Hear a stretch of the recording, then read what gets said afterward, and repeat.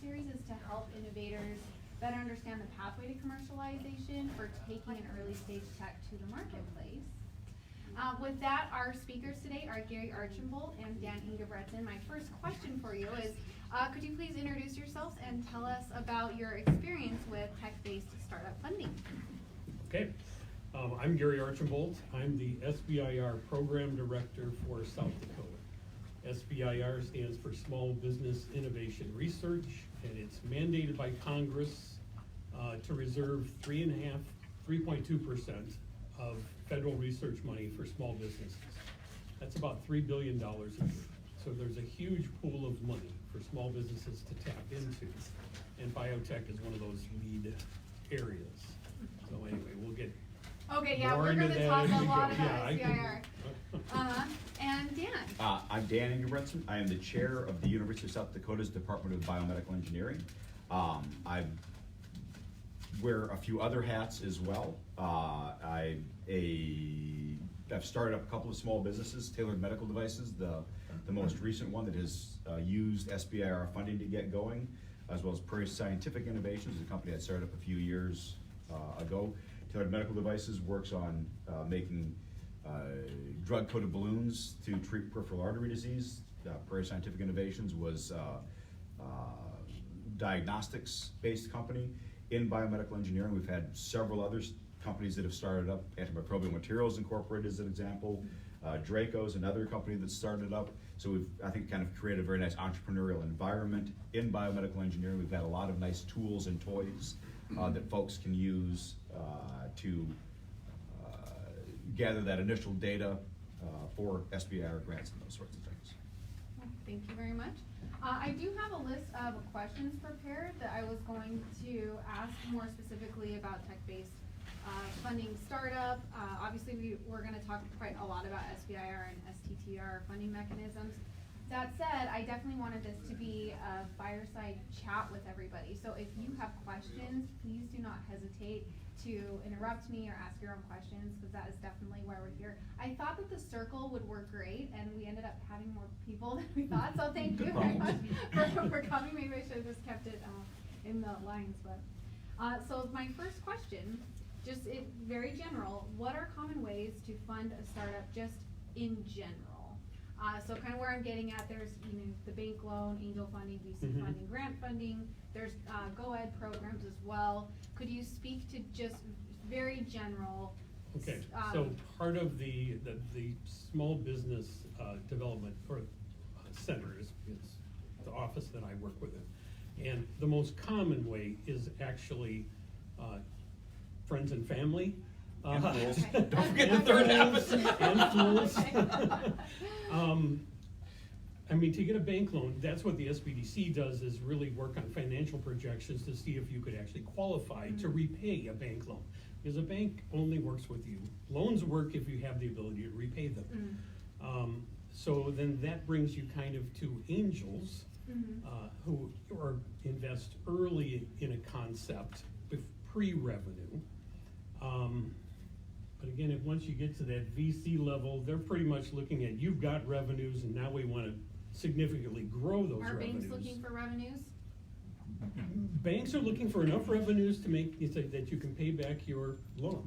I mean, it's really all about the loan to them. And it's not that they discriminate against biotech, but biotech has a very long window, right. startup window. And that's one of the reasons they kind of said, I think our very first day when Matt Willard wasn't Matt Willard our first presenter, is that biotech for angels is just almost too long of a window. If it's going to take 10 years. That's one of the reasons the SBIR and STTR programs exists, because in that science-based tech, how do we prove the concept and develop your first prototype so that you can now attract investors to the opportunity? Aaron's got a question already. One of the issues with bank funding is that banks are looking for enough cash flow to cover the monthly from day one. Yeah. And so you've either got to already be generating not just revenue, but enough free cash flow to cover whatever your monthly payment would be. Or you've got to convince the bank to give you a big enough loan that you've got a surplus, that you can use that surplus to cover a monthly for a long time. That's not an easy convince to make. No. So, those are kind No, of your that's why which is you need. why you're left with things like SBIR or trying to find risk capital. Right, in a bank loan situation, you are generating revenues from go, which doesn't happen in biotech. Yes, So is sir. the actual distinction between angel and VC, pre-revenue and post-revenue, is that the cutoff? No, it's not that clear cut. I mean, there's no, Size might be one of the better ways to Yeah. look at the distinction Yes. between angel and VC. And usually VC is, angels, because of, I think when you have the name angel associated with it, they are investing for other reasons. They're not expecting to lose their money, but they might not be looking for as high of a return as a venture capital group is. And so angels might have other, they like this community, so they're going to invest in companies in this community, would be a added value to an angel group, whereas a venture capital group is usually looking for Another main factor is that angel investors are investing their own money. Even if they're doing it as a Right. group, it's their money Yep. that they're putting in. VCs have limited partners, pension funds, whatever. They're investing other general people's money. partners investing other people's money. And that makes a difference both in terms of the incentives like Dan was talking about, and in terms of the involvement and how they act, and also, and of course, generally, big difference in the amount of money available too. And that's a very good point, their involvement. A lot of times an angel will become a mentor to a small business to help them along to become profitable, and then they get their money back. And speaking about loans versus angel funding and VC funding, can you tell us kind of the difference between debt versus equity financing and some of kind of the pros and minuses? Because that leads us into one of the great things about SBIR. If you could talk just a little bit about the difference between debt versus equity financing and what really that means. Well, debt is an indebtedness Loan. that they are gonna want some kind of collateral or personal guarantee. I have other people who could probably talk to loan programs better than I even in. An equity is you're giving up a share of your company. So you're giving up some control, and depending on how much money you have to raise, you may end up giving away most of your company. But And actually, a lot of investors don't like it when the principals don't have a significant share in the company, because that disincentivizes the owners of the company. If all of a sudden I only own 5% in this endeavor, yeah, what's my motivation in that? how excited am I to be part of that? And so that factors into how the VC evaluates the company. If they say, the only way we're going to get $1 million out of this is if we own 90% of the company, they're probably going to say, yeah. And if we own 90% of the company, we're probably not going to. This person's not going to be as engaged in making it successful as they would be if they own more, so they walk away. There's a balance. Yep. So in your guys' opinion, if you've got a life sciences tech-based startup, what do you personally feel is the best place to look for funding? Is that too broad of an answer? Well, A question? If you have a really, really, really rich grandma. Okay. Okay. But for most people, looking at the SBIR program is really a terrific opportunity because it's equity-free money. It's either a contract from the military to specifically look at researching and developing something they want to buy, or it's from a granting institution, National Institutes of Health, USDA, and it's a grant. They want you to do research because it fits their mission of wanting to cure disease or raise more crops or whatever that federal mission is of the agency. That's what you're supporting with your research. By the fact that you can turn it into a business means that you're generating tax revenues, you're creating jobs. That's why Congress invested in you to begin with. but to get these things started, the friends, families, and fools shouldn't be, again, it doesn't necessarily have to be a rich grandma, because when I look at Prairie Scientific Innovations, when I started that company, that was before I was at USD. There really was no tech incubator space in Sioux Falls. That was before Zeal was here, it was before the Gear Center was here.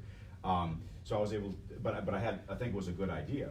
And I was able to convince my wife that I could have a few bucks to go down to the Habitat Restore, where I bought I still have these, by the way, 2 cabinets, and then a countertop that I put down in the basement. We had some water down there. I was able to really convince her hard to buy a UV vis spectrometer, and which we have out at the Gear Center right now. It says Prairie Scientific Innovations on it. And so I literally created a lab in my basement. And in the evenings, I was cooking up some stuff, and I got some colors to change, and I wrote a grant proposal to NSF, and they gave me $100 grand. And But it started with the friends, family, fools, is what you're saying? I would never call my wife Okay. fool. Yeah. You're Oh, really interesting. and that was being recorded, right? So I didn't. She was on the family side. Excellent. But the key to research in the beginning is often bootstrapping. Yeah. Making do with what you have. I think I've talked to people that have used their electric mixer and they needed to mix up stuff. We were just talking about KitchenAids on our way up. So, We did. so bootstrapping is probably Yep. the first thing you have to do. You have to do that to even get to the SBIR. Yeah, because you do need you need to propose something based on something. Yeah. And so you have to get some data and things for that. So, but in the current economy here in Sioux Falls, there actually is those opportunities. We've got Zeal, we've got the Gear Center, but I said those are things that just really weren't available. So in my understanding about the SBIR, they try to fund the research-based like startup, right? They don't fund like it's just the implementation, or it's like just development, that kind of a startup. Is that right? There needs to be.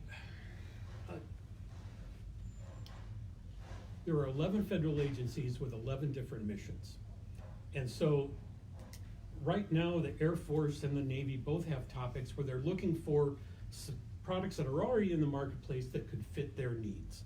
So it isn't always pure research. I mean, it's a matter of, can you solve a problem? I think USDA's solicitation even says, we don't care that this already exists, make it work for the farmer, and we'll still fund you. So it is mission driven at the agencies.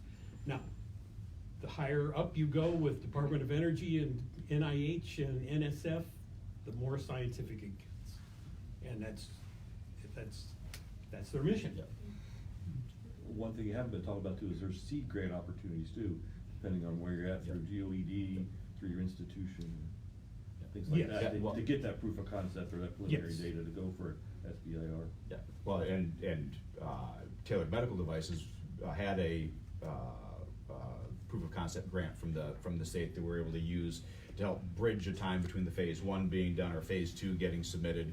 It's a great, $25 grand, but great opportunities to put those, again, gather that next bit of data, just help keep the lights on and those sorts of things. And I think that's a great segue to, when Dan was working, there wasn't a Zeal, there wasn't really any of these programs. And over the last 20 years, we've actually built kind of an environment that has SBIR Phase 0 supported by the state.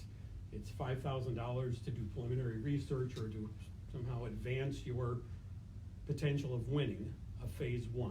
You do have to actually identify which agency you're going to, what topic you're going to, what you're going to be doing. It's not just $5,000 to try to come up with an idea. It's $5,000 to advance an idea. If your Phase 1 is not granted, that money is forgiven. If it is granted, then it is carried forward at GOED as a loan. That's the programs they have. Proof of concept is actually a loan program also that kind of carries forward for 5 years with not much expectation of repayment, because again, GOED realizes this is a pre-revenue company. So if you don't generate any revenues in 5 years, that loan can be forgiven also. But there is a SBIR supplement, 25,000 that can help bridge between phase 1 and phase 2. And that's also a GoEd program. That's a GoEd program, and then a lot of the SBIR companies have won or placed in the giant vision competition. So there's You can actually scrape together. You're not going to get rich on it by any means, but you can scrape things together and keep the lights on. Yeah. As long as you're not paying yourself too much. So you talk about the phase 0, fund, and also the proof of concept of the fund. How many times can you apply, for those funds? Is there any limitation, number of the limitations there? Mel, do you want to speak to that specifically? How many times can you apply? Haven't we been limiting it to 2 applications, 2 phase 0 applications in 1 year, or are we limiting it to 1 at this point? Officially not a rule, but I think the most anybody has gotten is, any company's gotten is 3. Proof of concepts. Proof of concepts. Right. And obviously the phase 0s are gonna be limited by how many proposals you're gonna put together and so forth. Yeah, and really the phase 0 is almost more for the earlier stage companies. I mean, the companies that are established in SBIR, I don't know that they're gonna mess around for that 5,000 unless they really need it. But, I mean, it's critical when you're just starting, again, to keep those lights on. Yep. Or to buy the materials that you're gonna use in experiments. You get back to Prairie Scientific Innovation's got one of the first phase 0s out of the state. Okay. And it made my wife breathe a little bit easier. It's nice to have something in the check. Yes, it is. Yes, it is. And speaking about these different types of funding mechanisms, so when you're taking a loan, you are beholden in the sense that you have interest and you're repaying it. When you're taking. You also promise collateral, And which could be collateral. your house or your personal guarantee. Which will be, or- because there's no bank that's gonna fund a startup that's not, If I were to go to the bank to get a loan for Tailored Medical Devices, they're not gonna look at all the great assets that Tailored Medical, they're gonna look at my checking account and my house and all of those things that'll actually be on the line. So that's kind of what you're beholden to then in a bank, and then with like angel or venture capitals or equity funding, you're beholden in the sense of a percentage of your company. So Right. my question. But they're taking the risk with Mhm, you. Yeah. That's true. My question though, so with grant programs like phase 0 is kind of more of a loan, but with the SBIR, what are you beholden to? So you're not paying interest, you don't have equity, and SBIR it's a grant, it's not a gift. So what do you have to do? What are you beholden to in that program? You have to do what you tell them you're gonna do.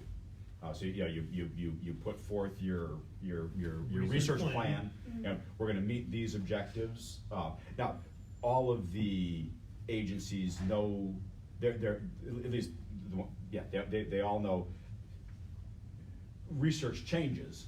And so they've got mechanisms in there with, hey, we did this, we did the first thing we're gonna do and it didn't work the way we thought we needed to go this way. You get on the phone, you call up, talk to your program officer and say, hey, we're gonna have to change our objectives, and that works, because again, they're all understanding of science and the process, and as I always tell students, you should always know what you're gonna do tomorrow, but based on what you do tomorrow is gonna influence what you do the day after that.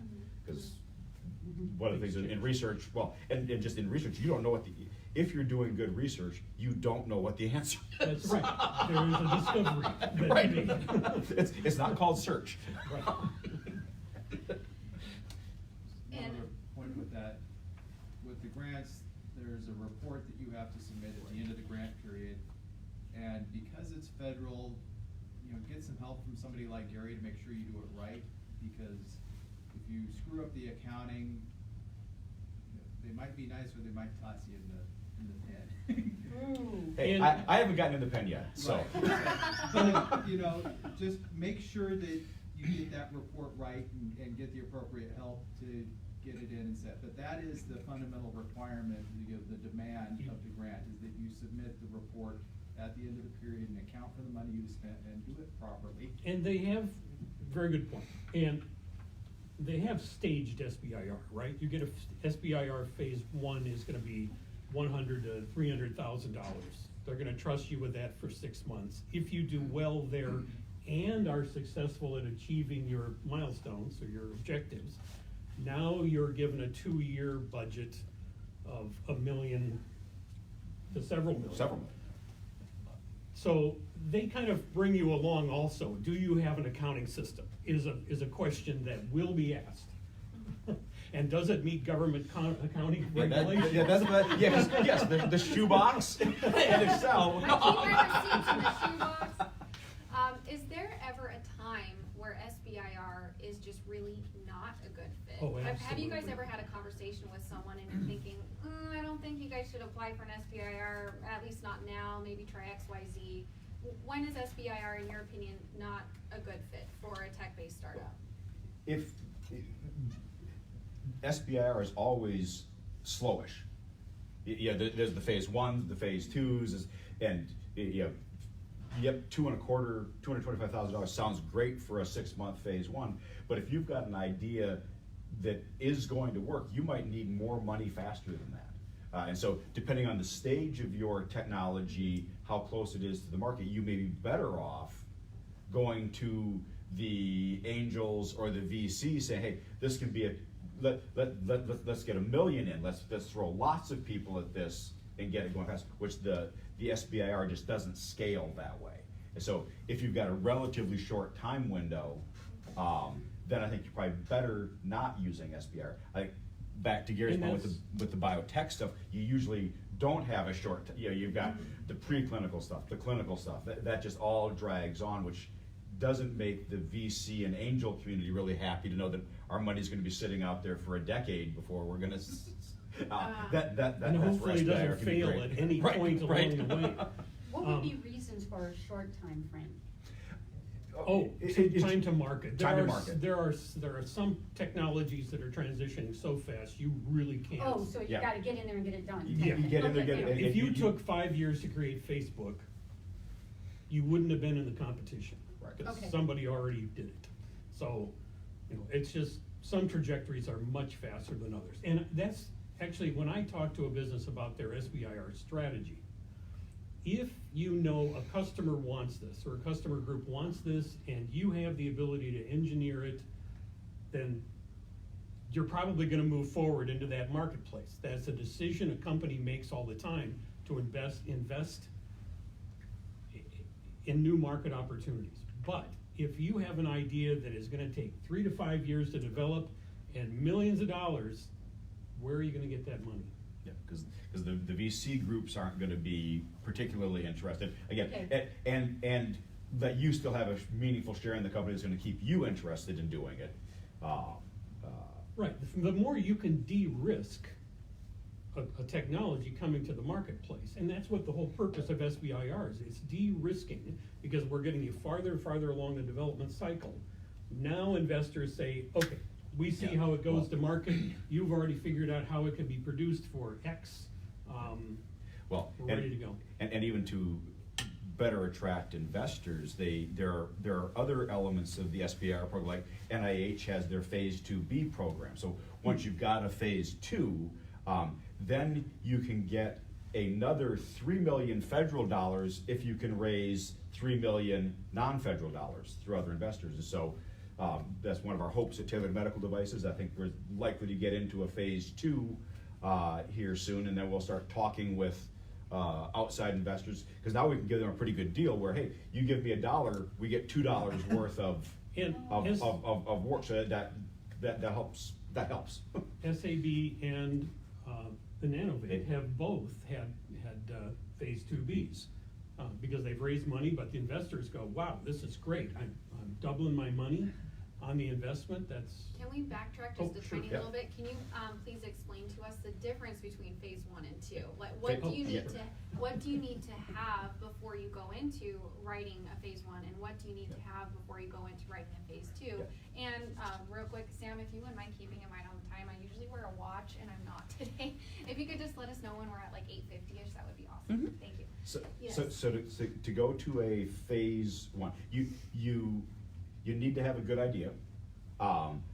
Usually you need to have some preliminary data, though I've written several phase 1 grant applications where I've just read in the literature and can make a good scientific case, and I've proposed that and gotten those funded. So you can literally do it just starting in the library. Hey, I've got this great idea how it can be applied for something, and these folks did that, these folks did that. I'm going to blend those together to do this. And that's kind of across all of the SBIR grants? I've had, yeah, Okay, I've had SBIR awards, I think, from 9 of the 11, Oh, 10 of the wow. 11. Okay. Oh, Okay. only Department of Ed is the only one I've never gotten an SBIR award from.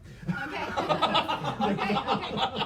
Okay. And many of them, when I first got out of graduate school, I worked for a small company. We used a lot of SBIR funding, so I was writing these things all the time. And usually I just started off in the library. Okay. Yeah, you read the solicitation, you get an idea. Occasionally I would go into the lab and get some preliminary data. I think you're better off if you've got some preliminary data. But the big Almost thing is, all the solicitations come with topics, and those topics usually come with references. Yep. Great place to start, because now the references have references, and you can just kind of built. So, but phase 1, and this is what confuses many people. A phase 1 is just to show the idea is feasible. It's purely a feasibility study. Can you either make a prototype that does what you say it's going to do, or can you gather some data in the lab that says, yep, this technology will address this problem? So you don't need to have a business plan or anything? It depends on the agency that you're writing to. Okay. The National Science Foundation is probably the agency that I believe is most true to the foundations of the SBIR program of business development. It was an economic development program. And so an NSF phase 1 grant application, there is quite a bit of time. probably a third of the Right, proposal. is the business plan opportunity. But you go over to NIH, which is a shorter proposal. It's only 6 total pages that go into NIH. They don't explicitly call for any sort of commercialization plan in a phase 1 grant application. You usually have to say, yep, we think a lot of people have this disease and this is going to fix that disease, and so it's going to make us billionaires. There is your commercialization plan for a phase 1 NIH grant application. That sounds doable. Okay. For just about every, now, when you go from phase 1 to phase 2, at I believe all agencies, then the commercial, like for NIH, their phase 2 commercialization plan is every bit as large as their scientific. They're both 12-page documents where you've got to have market research, what's the opportunity, who are the competitors. Then it gets much more. So you don't need to order QuickBooks before you put in a phase 1. And don't order QuickBooks online, because that you can't use that as the foundation for a government-approved financial accounting system, because that doesn't allow tracking by classes. You can only do that with QuickBooks Desktop. So. Is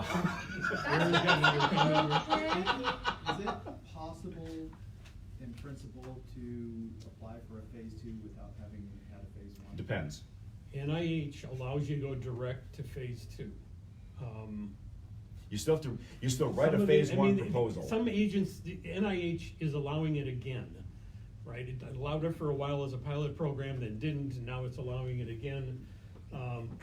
But you'd better have your ducks in a really tight row. Right. If because again, part of the whole reason why there's a phase 1 and a phase 2 is they want to make sure you can handle money and do federal recounting and reporting and work with them. Yeah.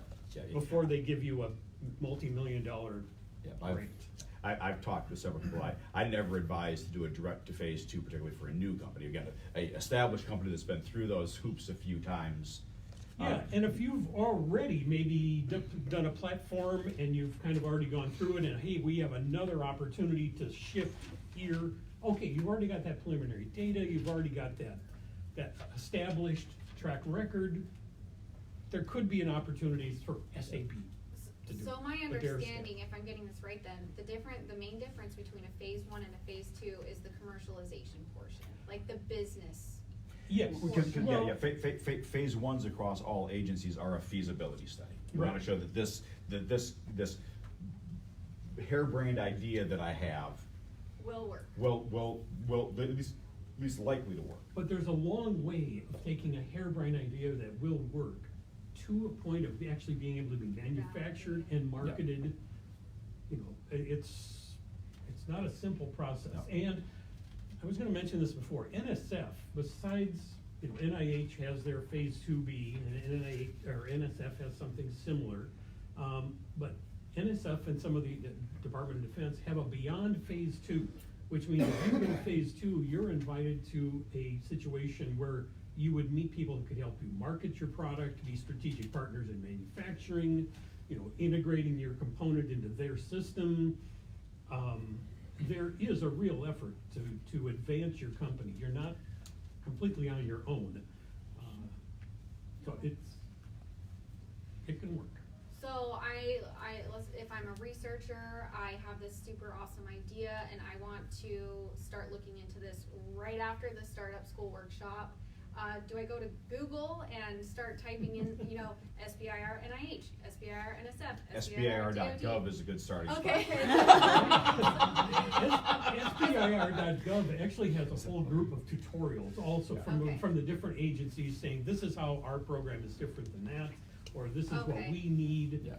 And they even have some of the tools that you need in terms of what does a government accounting system look like. Okay. And they might even have on there the point that you can't use QuickBooks online. Okay. Another great point would probably be call me. Okay, because If I you're would really imagine probably interested. one of the first things is you need to find which federal agency seems like a good match. And is Again, that you probably one of have the to first be steps? a small business. Okay, so maybe getting a business would be the first step. So, I mean, yeah, you have And to so you do want a 5 limited liability registrations thing? to even put in a proposal. Was that? I mean, it's You not want a business, a limited liability type business, declare it? minimum limited liability corporation. It's better if Okay, they're. corporation, Yeah, corps are better. corps are better, okay. And as you're thinking about it, you gotta be able to commit over 51% of your time to that business, because you've got another thing paying the bills. You gotta make sure that that small business can commit. Grad students make great early employees. Though there's, like, with NIH, that, if you can use the STTR mechanism at NIH, nobody needs to be full-time employed, nobody needs to be primarily employed with a small business. So I've had a startup with another faculty member, well, that's during Prairie Scientific Innovations, we had an STTR. Both of us, neither of us were 51% employed by the small business. We were both STTR, PRs, so there's ways. And speaking of that, so now we're mentioning STTR a little bit, and I do feel like there are enough academics in the room that this is valuable to distinguish.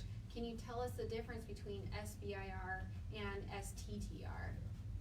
SBIR only requires that there be a small business. The small business can do all the work by the budget within the small business, or can subcontract out up to 1/3 of that work outside the business. STTR requires that there be a small business and a single research partner. The small business must do 40% of the work by budget, and the single research partner must do 30% of the work by budget. The remaining 30% can go to either one or the other, or even others, if you are third, fourth, fifth, whatever you need to accomplish the project. It does require a research consortium agreement between the small business and the single partnering research institution. An intellectual property sharing agreement.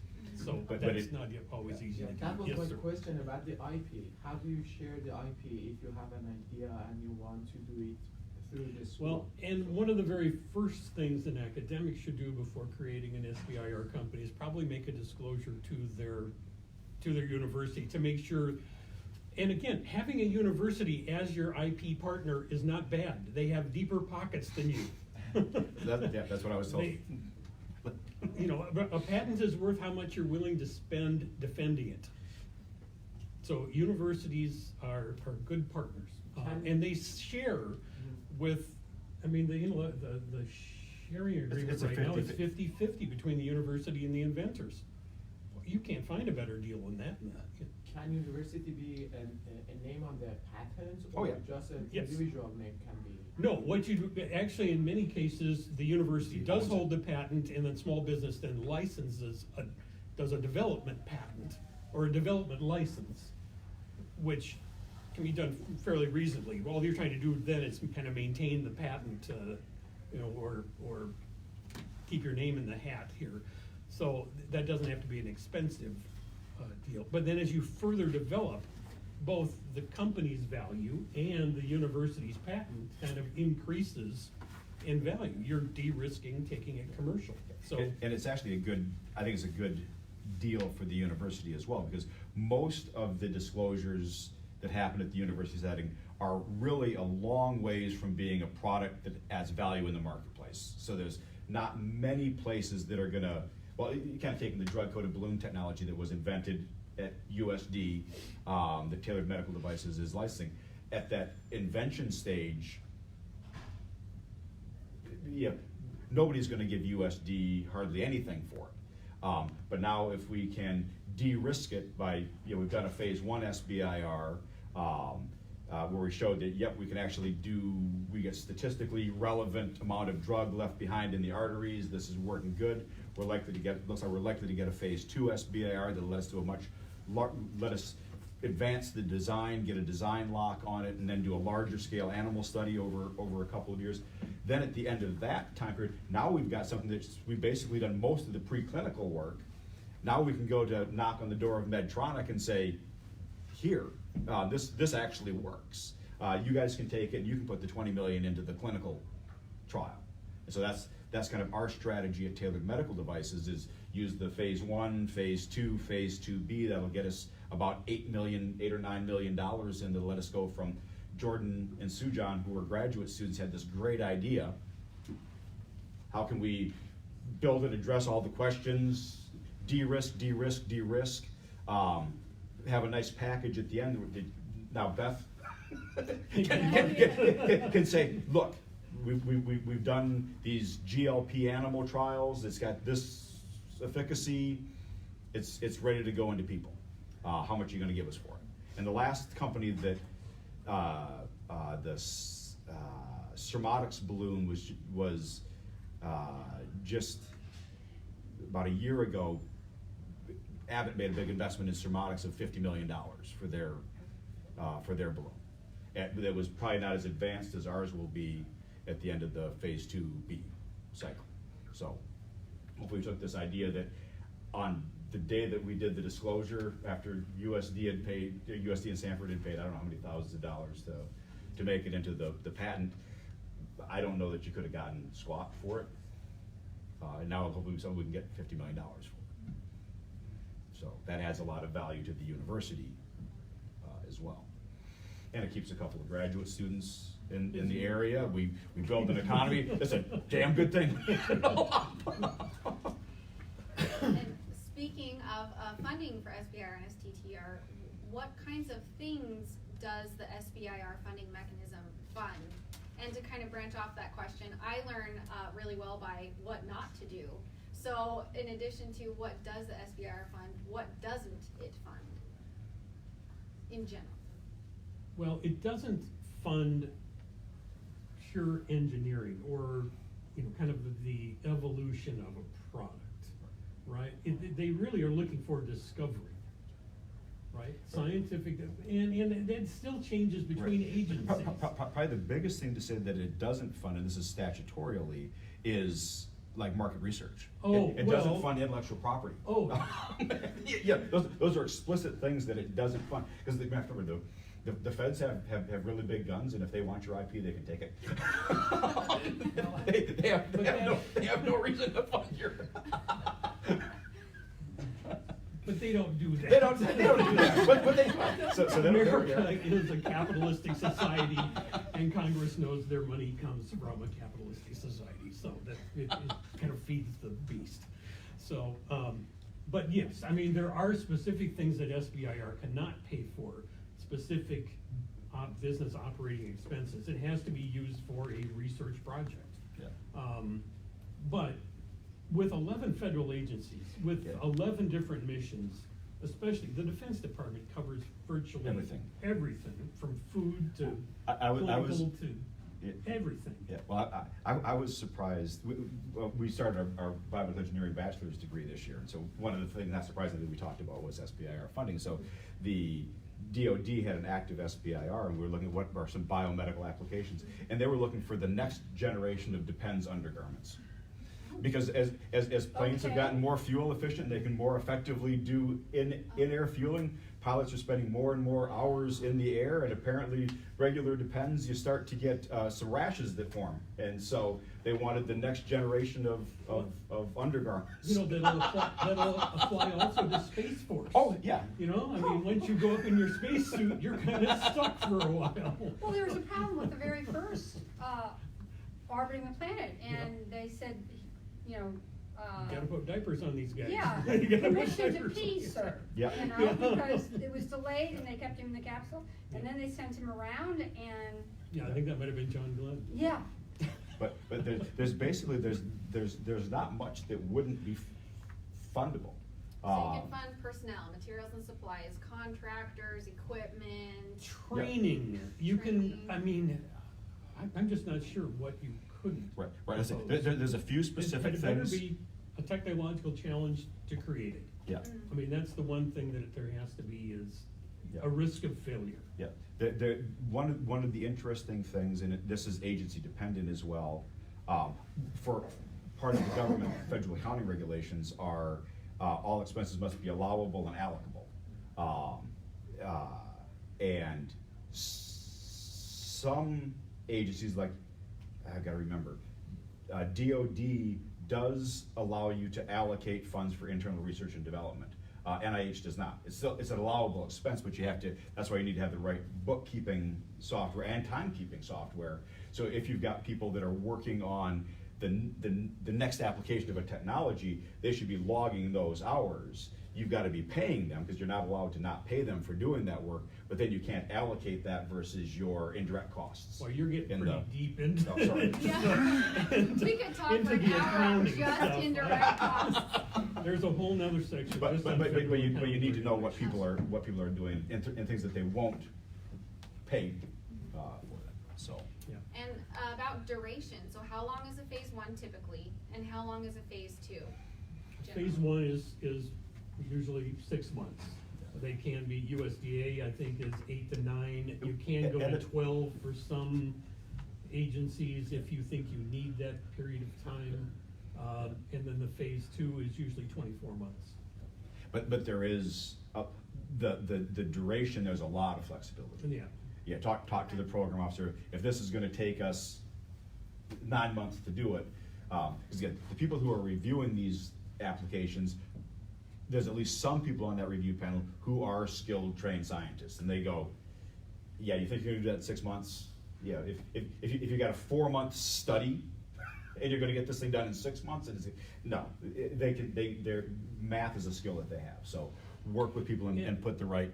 and I've even had NIH program managers say, tell us how long you need and tell us Yes. how much you need. Yep. Don't get us halfway there. Right. But then on the other side is Department of Defense. It's a contract. It is a fixed firm contract. You have to do this deliverable and nothing else. Yep. And so it depends on the agency you're working with.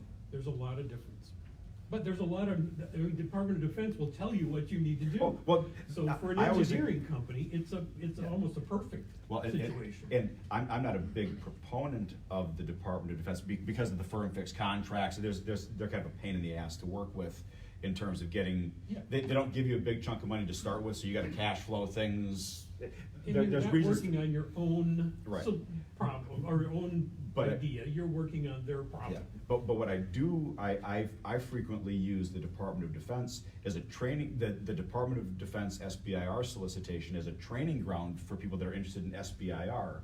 Because the Department of Defense SBIR topics are incredibly detailed. They say, we want the next generation of undergarments. And so they're gonna be your customer, and that gets you, for early researchers that really don't know what products are and things, they can start to think that way.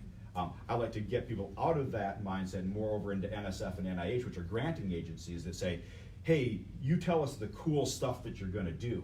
But that's harder to get to for people that are new to this. Where the DoD, like I say, just says, we want the next generation of Depends undergarments. That's very It's specific. very specific, so you can start to think about, well, what science might be at my disposal to address that problem? What are some of, it just can be it's a very specific thing that you can focus on. It's much easier to answer questions that come in your own mind as you're preparing that grant application and things. So it's a good training ground. Even though, I say, as a general rule, I'm not a big proponent of the DoD SBIR because of just some of the contract nature of it. It's firm fixed. I've been through a. We'll talk to you later, okay? Their audits are never fun. Okay. I would much rather have NIH or NSF is my when you get an indirect cost rate negotiated, whichever first agency you do that with, that's going to be your agency for forever. This is your cognizant program agency. The company I worked for in Fargo, DoD, was their cognizant program agency. And it was a pain, huh? It was a pain. Well, because DoD always gets banged on so hard for $30,000 toilet seats and stuff. Well, but so they, yeah. Okay. They have a higher All level of services. scrutiny in their audits, probably, again, because they're contracting, Yep. not Granting, research. yeah. I mean, when you're a granting institution, research is the primary goal. Yep. The product is, they definitely want a product out of it. Yep. But the research, the innovation, the advancement, the broader impacts are the things that they want to hear written up. Yep. And before I ask my next questions, are there any questions that you guys have? Okay, so Gary, I have a question more specific for you. Okay. Can you tell us about the services that you provide for people that are interested in SBIR, STTR? And then to kind of add to that question, what are common mistakes or misconceptions that you see? Okay, so the services I provide, I am the SBIR office in South Dakota, so I do everything from promotion to seminars to workshops to one-on-one work with client companies. That can be for a new company, that can be how do we do our registrations, how do we form a company, what agency is likely to fund my research. Again, the agencies aren't open all the time. They put out solicitations, so you actually have to know. When they're due. Yeah, USDA doesn't open up until next summer. And once it closes, it's closed. Until next summer. Do you pick through proposals and say, chuck this and add this? Is that something you do too, or? I do edit. I am not a technical expert. I would always say work with a colleague who is a technical expert or somebody that can give you technical feedback. But readability is something that's important in proposals because reviewers usually get a stack. And if you write well and don't leave them guessing, your proposal gets a much higher grade than a poorly written one. Again, it comes down to that. So a lot of times I do the grammar test. If I can understand Okay. it, anybody's gonna understand it. And that actually is an important test. We just recently got reviewer comments back on our on a phase 2 grant application, and I've done a lot of this over the years, and still reading through the reviewer comments. And I was talking with one of the other investigators. Like, we should have described that better. But because we're so close to the project, we just assumed that everybody knows that. See, And that everybody knew why we were using both boys and girls swine in the say, well, no, apparently the reviewers didn't, and they wanted more detail on why we made that choice. And it's like, oh crap, that was a rookie mistake to not invest 3 sentences in why we're choosing to do that. Okay. And all 3 reviewers had a negative comment about that. So. It's amazing how they will hook Oh, onto yes. one thing, yeah. Okay, and then the second half Yeah, of your question? mistakes or misconceptions going well, into it. There, a lot of technologists do skip through, they go A, B, E, and they forget that critical They connection. actually do A, B? Usually they said it started E. They start at Y. Okay, So, And they I'm- use 5 or 10 syllable words. that people don't know the definition? Well, Well, yeah, a lot of your reviewers are gonna know those words. Okay, Because particularly for phase ones, there's probably more of a scientific review than a business review. When you go to phase two, you get much more of a business review there. But in phase one, you're gonna have a lot of scientific reviewers, so the And even if you don't understand every word, I mean, I have given proposals from researchers to grad students and said, read this and tell me what you think. And one young lady came back and goes, I understood what he said. And it was, and it was microbiology, and she was a business student. Well, that's great. positive. So that was a good thing. The researcher did it, and that researcher was funded.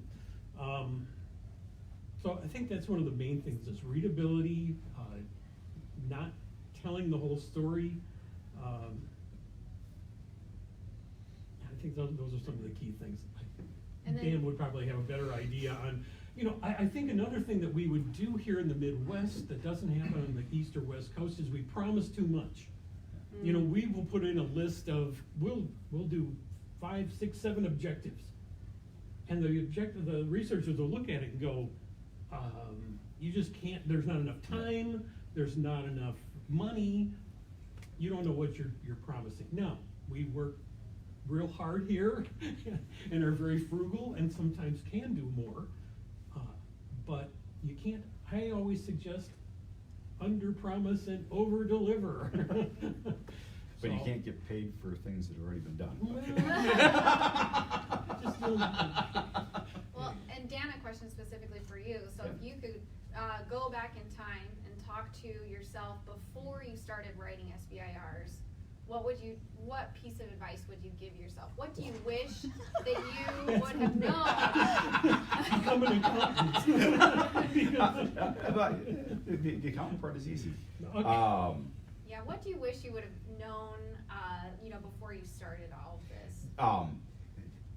I got started at a different time in the SBIR. Yeah, that it was a long time ago, but it's probably pushing 20, actually probably over 20 years, that I started doing SBIR awards. And at that juncture, the program wasn't what it is today.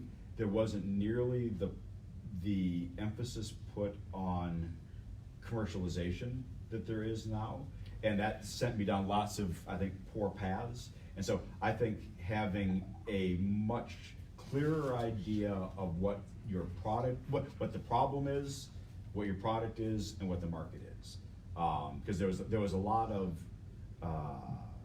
I did lots of proposals, and actually got lots of funding for lots of proposals that were like, hey, I got this really cool idea.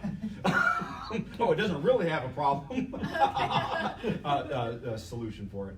And I think now And that it was gets to be more strategic. That was one of the very first projects I worked on. Someone invented the best dew point sensor in the world. Oh, I know that project. They sold 5. Yeah. Because the only people that need quality, or dew point sensors that correct, are quality control labs at dew point manufacturers. So they never figured out if there was actually a market. How good does your product have to be to satisfy a market need? Yeah. That's something you had better know, and the agencies are much more clued into Yeah. that now Yep. than they were 20 years ago. Yep. Yep. 20 years ago, it was cool science. Yep.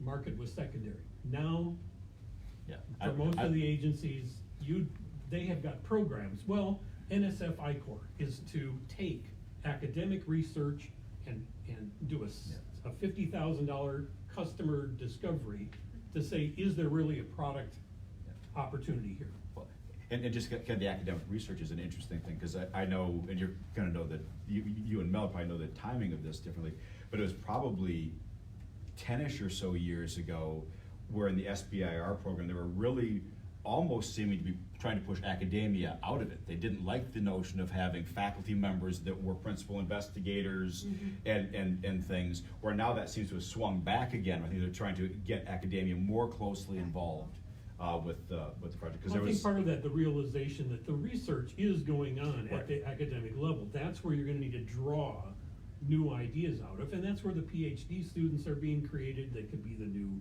CEOs or CTOs, whatever.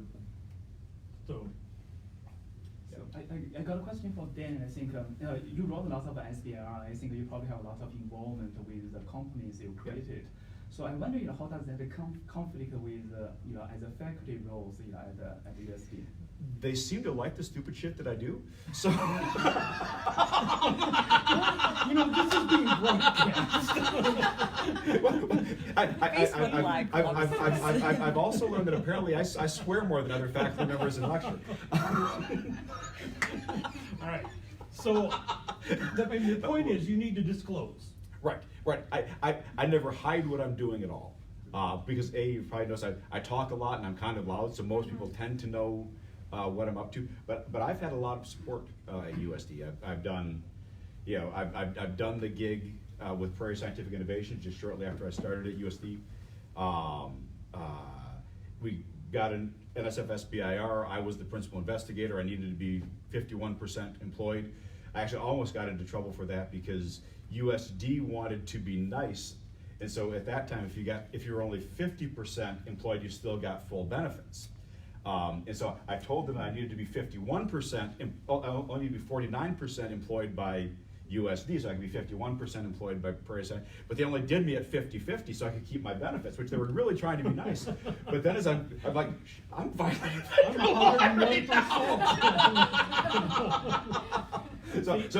So I had to do some, but again, talk to the program officer, explain what happened, and I didn't end up in jail, which is, well, Aaron works with me every day, and usually, what are my two goals? To not end up dead and not end up in jail. You succeed every day. So far. That's not scary, guys. It's make sure people know what you're doing. I've been fortunate that I've been my own department chair, and so I can convince myself usually to let me do some stupid things, whereas other faculty, you've got to balance workload and things. So just keep people engaged. How much time do you put on the non-academia in your work? Like what is the percentage of working on the school and working on the a business? I'm not. You're not the PI anymore. Right. I had in our phase 1 with tailored medical devices, I had just a couple of percent because I thought it was good to have my CV. Since Jordan Anderson was just wrapping up his graduate career, building a good team around him, and so having my involvement, that was interesting. 2 of the reviewers thought it was great, and 1 thought it was absolutely stupid to have me involved in the project, which I thought was cool. Thanks. And so I don't spend much time with that, though I do all the bookkeeping for kids, so that's nights and evenings and weekends. On QuickBooks Desktop. QuickBooks Desktop. Okay. That's the key thing there. Dan, you've told me about a company you were involved in who became too dependent on SBIRs. Oh, yeah. How did that happen, and how do you avoid that?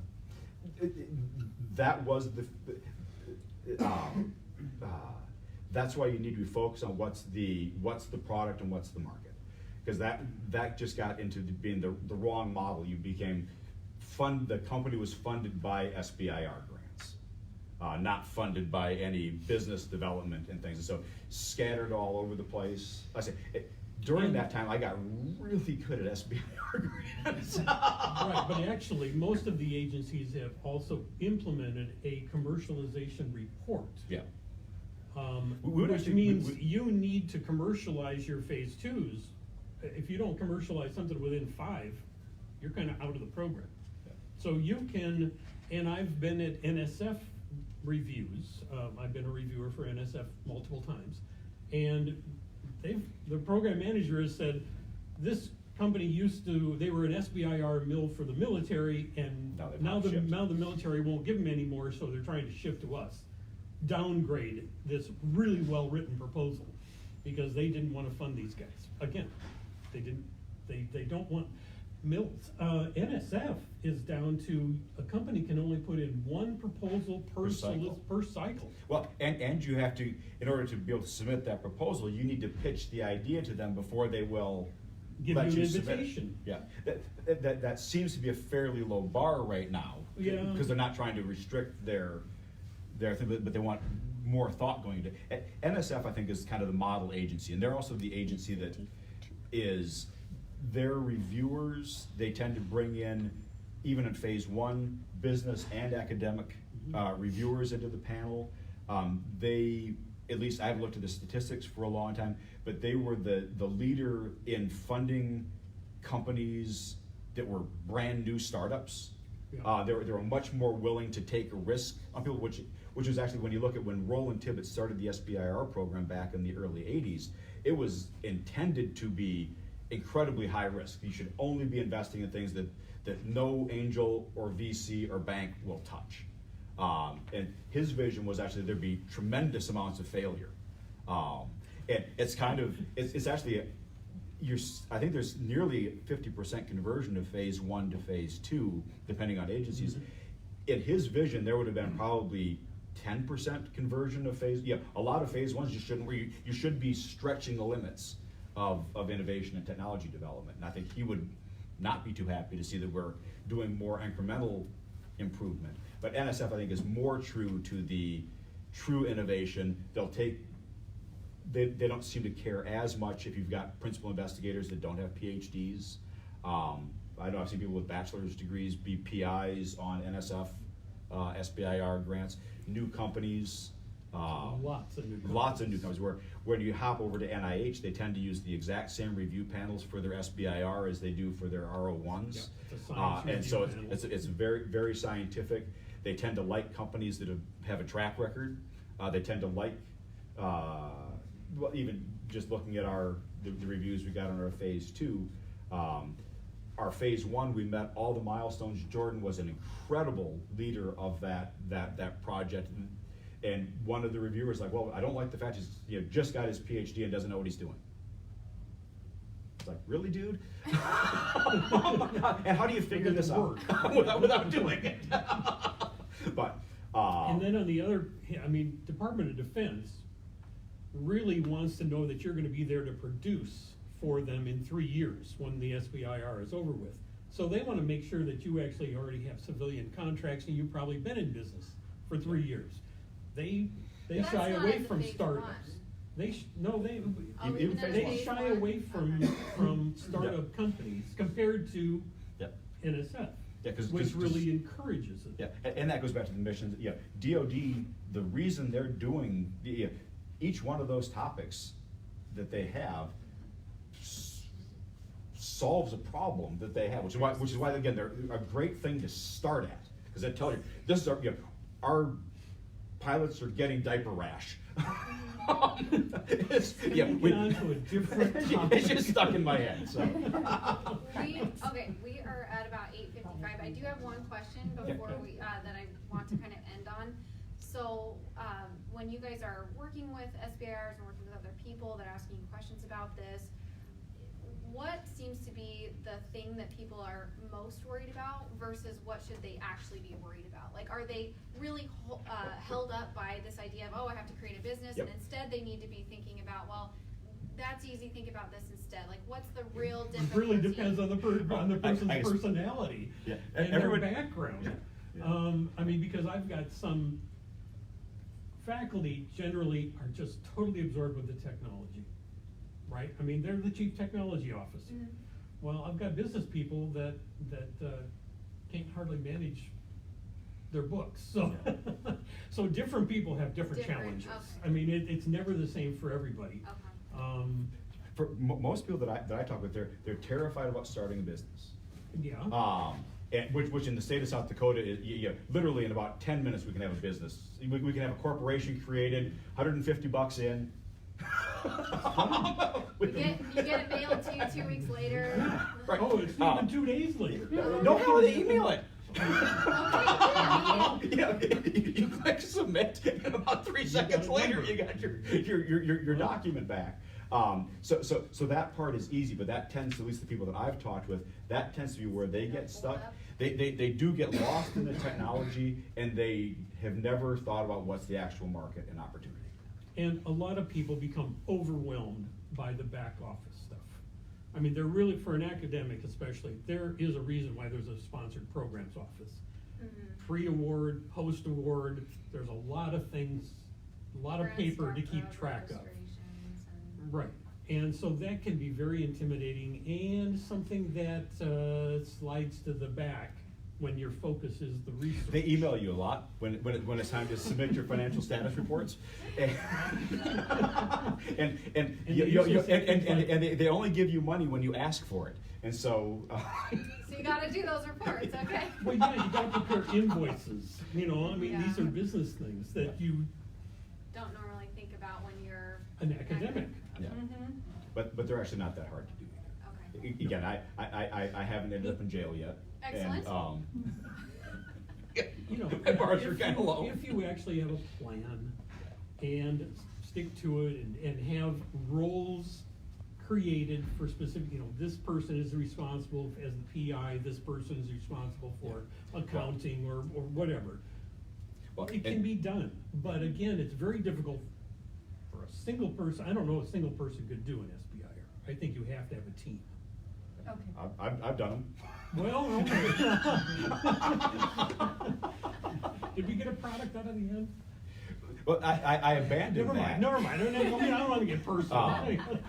You know, this morning I'm drinking coffee. This day job started, starting a new department and building buildings. This morning I went to my shelf, got off my coffee cup, and my favorite coffee cup is actually the one that your company made. I've got a whole box of those. I I should give this for handouts, Yeah. so. It's all Are in- there it's all in the any genes. other questions that you have about the SBIR or even just funding for a tech-based company in general? If you have more questions about angel or VC or loans? I have one quick question. Can you speak to the importance real quick of, you know, if somebody does want to use SBIR as part of their business strategy or personal strategy for getting funding, I mean, is a PhD, you know, something that you should really consider? No, you do not have, I've worked with people that have had, 2-year degrees, no, I think probably even some high school people. You had better have somebody on your team that's a science expert. Right, but I mean, again, that's why I say it's the team. Octaflex out of Timber Lake, he didn't have a degree of any kind whatsoever, he was a crop duster. High school degree, but Okay, good. but he teamed up with the School of Mines to do the technical work, and that was, they had the answers. So, you know, there's a great opportunity also for small businesses to actually team with universities to build out new product and new market capabilities or opportunities. A caveat to that would be agency. I think if it's a biotech sort of thing, so you're likely to go to NIH, you probably better have a PhD. Just the review process, they're gonna just rip you apart if you don't. Even again with our recent ones, you know, Jordan's got a PhD, and they still were dinging him for his lack of experience, which is a moronic ding. But I think if you head to NSF I know will fund, you know, I know folks that have gotten NSF funding who have, I don't know anybody's who's had less than a bachelor's degree, but NSF is one that's most willing to take the risk, and NSF will fund just about anything. A terrific example, Mark Lukey has a business degree, and he was the PI, but he had SDSU faculty as his chief scientific officers. He wasn't, he was running the company, they were running the science. So there was a clear delineation of responsibilities, and the people that were running the science had the degrees to do it. So it can be done. Take some planning. One Yes, sir. question. So getting money from VC is easier or from like NIH or NSF? One question. I don't think it's easier to get an SBIR. I think particular, maybe one, if you've gotten VC funding in the past, so you've got those connections and you've been successful, that'll probably be easy. But if you're gonna go knocking on somebody's door tomorrow with a new idea, I'm gonna bet that you're gonna get cash quicker from the SBIR program than the long, slow dating process of angels and VC. But, and again, I think angels and VCs would tell you that they probably look at 100 deals before they invest in one. SBIR success rate is 1 in 6. 100 deals, it means. They look at 100 different people, pitch them idea, like every one of us would pitch a different idea, and maybe none of us would get an investment, because VCs are investing somebody else's money. They have to make money off their investments, or those people take their money away. And they have to make lots of money, because out of, I think a usual stat is that in 10 investments that a VC makes, they're probably looking to make 5 times their money in 5 years overall. So on 10 investments that they make, 8 of those are gonna fail miserably. Zero. And so really out of the 1 or 2 that's left is where they've gotta make all their money. Is I don't know, is that a reasonable rule of thumb, Aaron? It's not quite that bad. But they are looking for a 20, 30, 40x Yeah, return They're in looking for investment. huge returns, so Yeah. a typical portfolio of a fairly successful VC will be 1/3 outright failures, 1/3 what they call the Neutrals. dead. Yeah. Which are basically, they're worth about as much So they as put they into were it, 5 right. years ago, so, you know, maybe I can make my money back, but no more than that. And of the remaining 1/3 that are successful, they'll make a little bit of money on a couple of them, and but 1 or 2 though. all of their profits typically come from 1 or maybe 2. Yeah. Well, I will end it right there, just because I know some people probably have to head out for more meetings. Gary and Dan, can you stick around for 5-10 minutes, Sure. just in case people have other I questions? work here. Oh, sorry, downstairs. Well, thank you both very much. I appreciate all Thank you. the answers and the advice. Thank you Yeah. very much.